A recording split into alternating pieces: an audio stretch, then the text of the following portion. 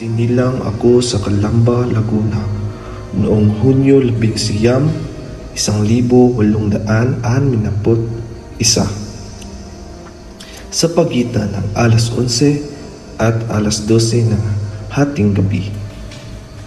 Gabi ng aking ina na si Teodora. Ang aking kapanganakan ay muntik ng ikasawi ng buhay ng aking ina dahil siya ay nahihirapan sa laki ng aking ulo. Aray! Aray, Francisco! Mahanap na yata ako! Francisco! Tulungan mo ako, masakit na dyan kung mahanap na yata ako! Aray! Pasyano, tawagin mo ang kamadrona, magmadali! Opo, Ama!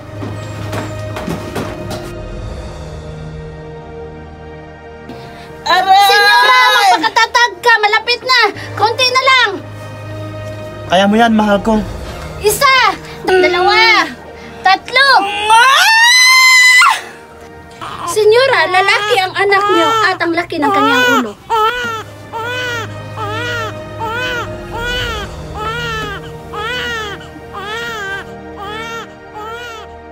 Sa ngalan ng pag-ibig at pagmamahal sa mundo, ikaw ay si Jose Protasio Rizal Y. Mercado Alonzo Realonda o tatawaging Pepe na magiging tanda ng kaligayahan at pagmamahal. Si Rizal ay ikapitong anak sa 11 mga anak ni na Francisco Mercado at Teodora Alonzo Y. Quintos. Noong bata pa si Rizal, natuklasan ng kanyang magulang na mayroong siyang mahusay na kakayahan sa intelekwal at talentadong bata. Kaya naman sa edad na 3 taong gulang, alam na niya ang alpabetiko kung saan naging unang guro niya ang kanyang ina. Sa edad na 5 taong gulang, marunong na siyang bumasa at sumulat. Ang ina ni Rizal ay mahilig ding magkwento.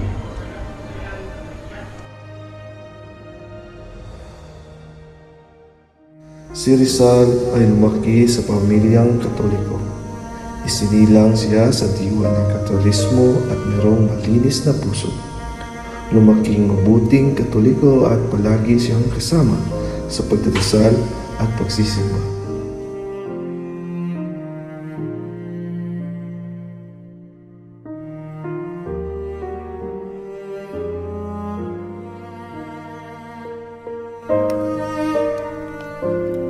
Pagkamatay ng kapatid ni Rizal na si Concha.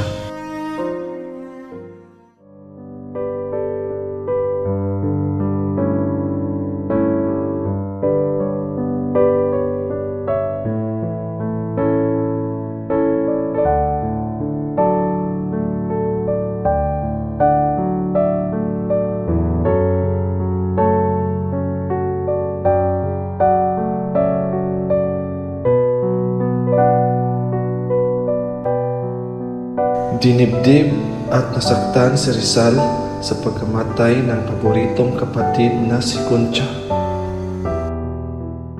Sa edad, isinulat ni Rizal ang una niyang tula at pinamagataan itong Sa Aking Mga Kabata. Maliban sa kanyang ina, tinuruan din siya ng kanyang 3 tiyo na si Alberto, Tio Manuel at Tio Gregorio. Namangha ito sa kakayahan na intelekwal, kakayahan sa sining at maging sa pisikal na kakayahan.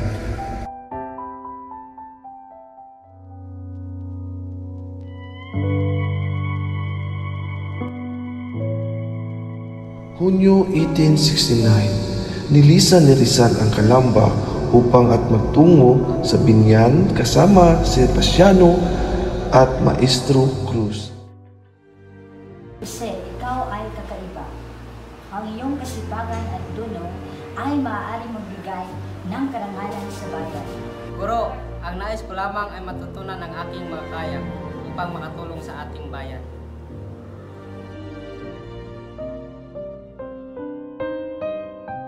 Pagkatapos ng 1.5 taon ng pag-aaral ni Rizal, ito ay nagpaalam at nilisan ang binyan. Disyembre 1870 at tumungo sa Manila si Rizal upang doon ipagpatuloy ang pag-aaral sa Ateneo.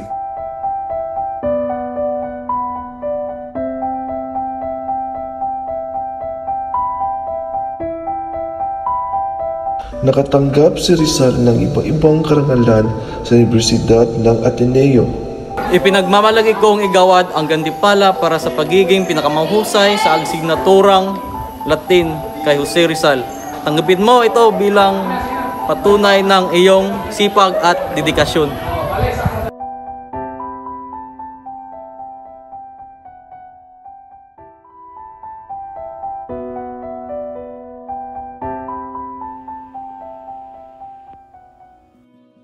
Si Rizal ay ipinakilala ng kanyang ate kay Senyora Segunda.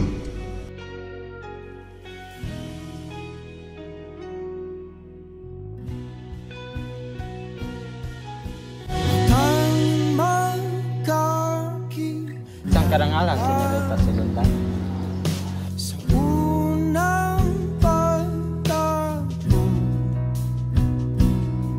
Hindi nagkatuluyan si Rizal at si Segunda kasi si Segunda ay naipangako na sa isang lalaki na si Manuel Luz.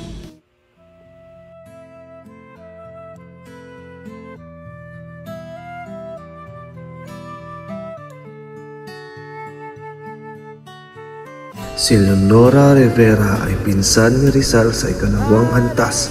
Nagkakilala sila noong si Rizal ay nag-aaral sa Manila at nakatira sa bahay ng mga Rivera sa Kamiling, Tarlac.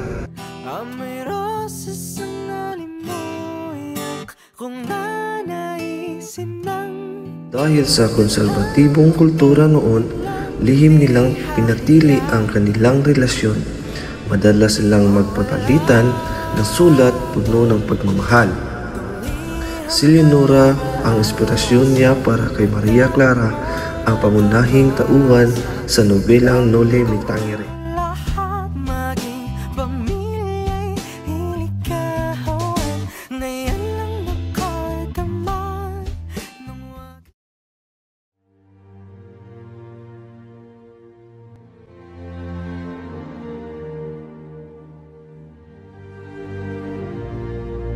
Execution of Gamborza remains one of the most controversial issues deeply embedded in the Philippine history. However, their tragic end led to the dawn of the Philippine nationalism in the 19th century.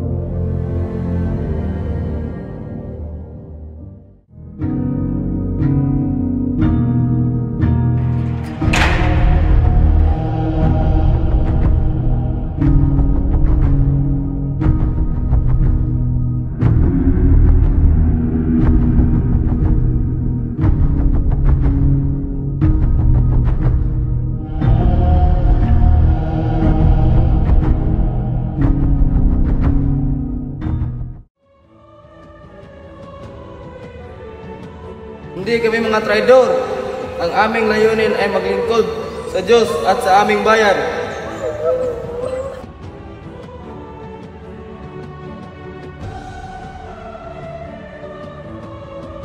Ang kanilang kamatayan ay simbolo ng kawalang katarungan at pang-api ng pamahalaang Espanyol laban sa mga Pilipino. Sa kabila ng kanilang pagkapaslang, ang sakripisyong ito ay naging inspirasyon ng kilusang makabayan.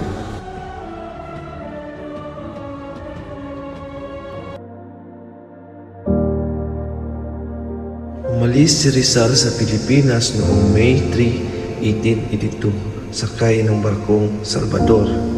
Hindi kinaya ni Rizal ang masalimuot na kalagayan ng Pilipinas sa kamay ng Espanya. Nakatapos si Rizal ng 2 taon bilang sobrel estudyante sa Universidad Central de Madrid. Pumunta siya sa Pransya at nagpakalubhasa ng sakit sa mata sa isang klinika roon. Kinuha din niya ang rangan ng ophthalmolohiya para magamot niya ang kanyang ina.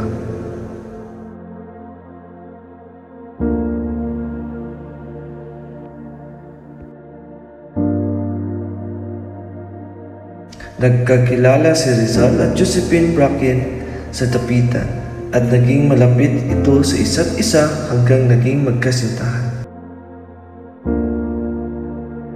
Jose, ikaw ang tayo nagbibigay liwanag sa aking buhay. Josephine, ikaw ang naging kasama ko sa mga huling araw ng aking buhay. Salamat sa iyo. Sinulat ni Rizal ang kanyang nobela ay tumunog din ang trompeta sa Fort Santiago, hudyat ito na nagsisimula na ang pataw na kamatayan. Sige, pagtawanan niyo ako ngayon. Balang araw makikita niyo ang monumento ko sa iba't ibang bahagi ng kapulungan ito.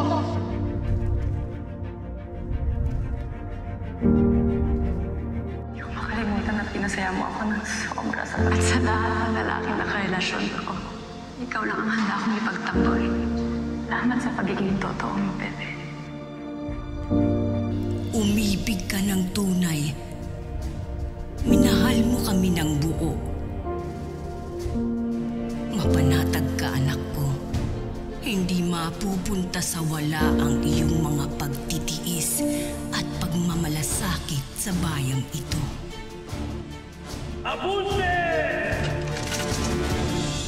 Fuego!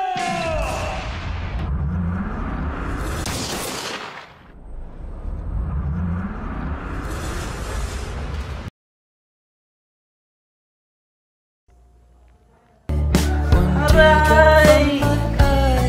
Hindi na kaya kong siya. Aray!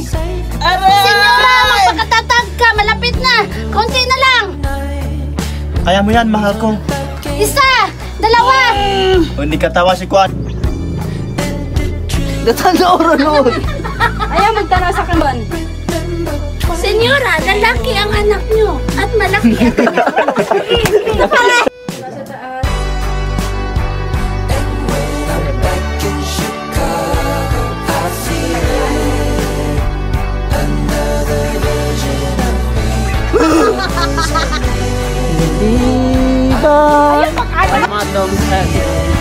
Balik.